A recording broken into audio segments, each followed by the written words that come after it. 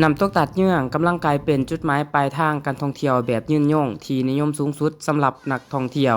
ด้วยความงามทางธรรมชาสตร์ของสายน้ำไหลตกลงมาบวกกับละอองน้ำอ้อมหอบไปด้วยป่าไม้อุดมสมบูรณ์และระบบนิเวศที่หลากหลายเฮ็ดให้บรรยากาศเงียบสงบอากาศสะอาดบริสุทธิ์เหมาะสำหรับการพักผ่อนและเติมความสดชื่นได้เป็นอย่างดี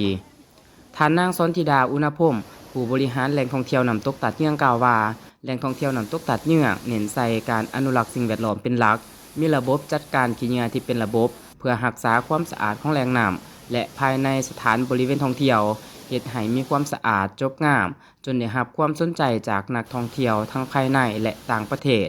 โดยมีนักท่องเที่ยวเข้ามาหลายกว่า 100,000 กว่าเที่ยวคนในปี 2024 ที่ผ่านมาได้สร้างความประทับใจให้แก่นักท่องเที่ยวผ่านการถ่ายรูปและวิดีโอ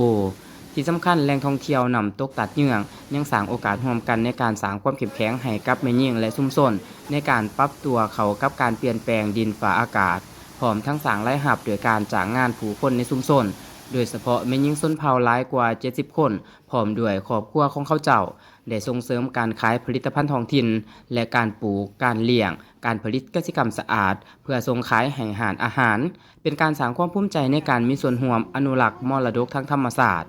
น้ำตกตัดยังเป็นตัวอย่างที่ดีเลิศของการท่องเที่ยวแบบยืนยงที่ผสมผสานความสำเร็จระหว่างการอนุรักษ์สิ่งแวดล้อมการพัฒนาเศรษฐกิจสังคมและการตอบสนองความต้องการการท่องเที่ยวของนักท่องเที่ยวที่มีจิตสำนึกต่อสิ่งแวดล้อมโดยการมีส่วนร่วมของชุมชน